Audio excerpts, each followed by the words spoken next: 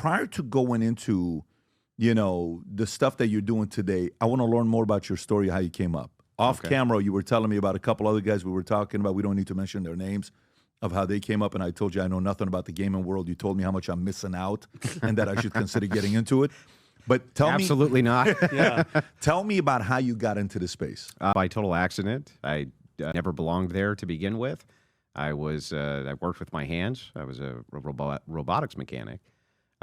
And I started as an industrial mechanic and then worked my way into being a robotics mechanic. And during the COVID-19 lockdowns, progressives who I just really hate. I mean, I really hate them.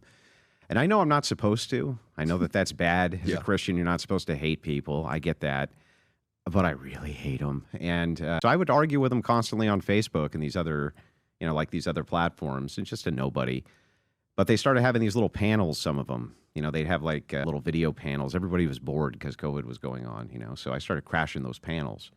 And that made its way over to YouTube. And then I started getting debates with, people who I guess were big names. I didn't know who they were at the time. I didn't know who any of these people were. I didn't know anything about You're YouTube. not from this place. I didn't know anything about any of these people. I just knew that they were assholes. So, so I was happy to take them on. So pre-COVID, you're not on YouTube. You're not on podcasts. Pre-COVID, you're doing nothing.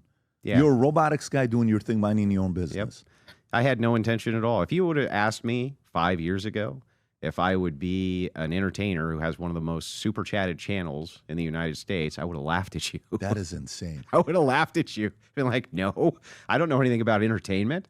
I don't know anything about any of this. And here's what that should show you.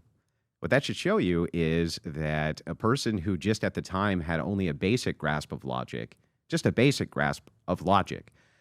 Now, I've since refined that very well, right? It's part of my job. I take my job seriously. Was able to make those kinds of inroads. That's how bad discourse has fallen in the collective intelligence of people. It's bad. Who were you in high school? 14, 15 years old. Who was Andrew Wilson? I moved around quite a bit. So I never got too firm of a footing anywhere. I was usually only in a place for maybe 3-4 years. I wouldn't say I was popular, but not unpopular. Just normal, just a normal guy. Were you a math guy? Were you an athlete? Were you a 4.2 GPA? Were you? I was more of a delinquent. Like you were more than a delinquent. It was more like cut school whenever I could. Were you smoking? Were you the guy that would smoke pot and go and have theories? Like I had a friend of mine that would smoke a lot, and he was such an interesting guy to speak because he was brilliant. Were you that guy or no? I was a different type. I was more like the cut school, have a cigarette, go over, hang out at the Burger King. Anything I could do to avoid, formal school. I did. I knew then, I guess intuitively, that school was a waste of time. It was a complete and total waste of time for me. Were you a reader? Were you somebody that was naturally like? Oh yeah. From what age did you start reading? Oh, I started really early, so I was gifted in that category. So how it was explained to me was that people who are really, really, really good at math are often really terrible in the arena of reading and knowledge recall, and vice versa. I was never great at math, but I was always excellent with reading and comprehension and things like this. So, yeah, I just never had any problems in that domain. Who was the male figure in your life? My dad. Your dad? Yeah. Tell me about your dad. What did your dad do?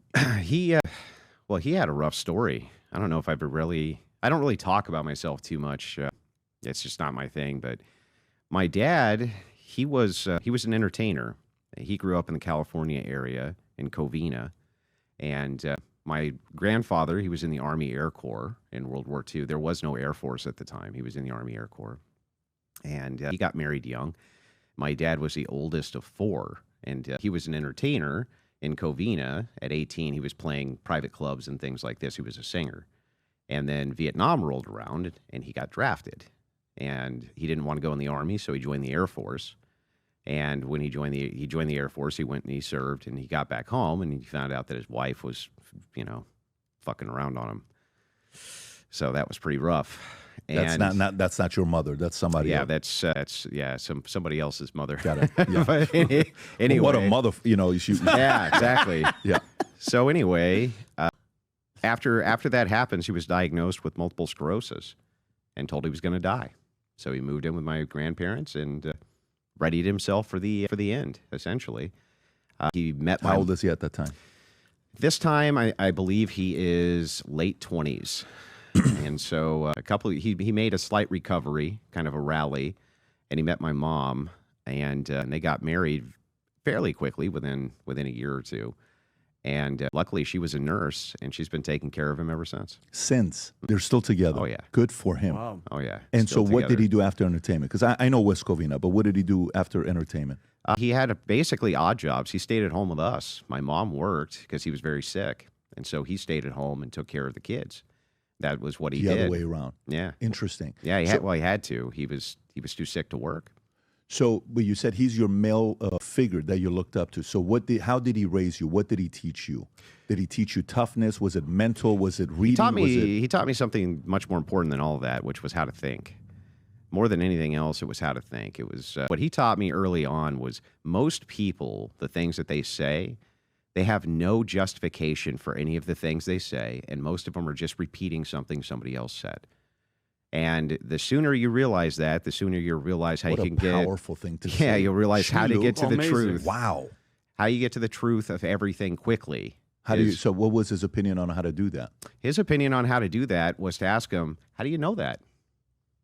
How do you and where did you where did you learn that? How do you actually know that that is the case?" Was he a Scientologist or was he a Christian? He was a Christian. He was a Christian. Yeah. Because that's what they teach in Scientology. Oh.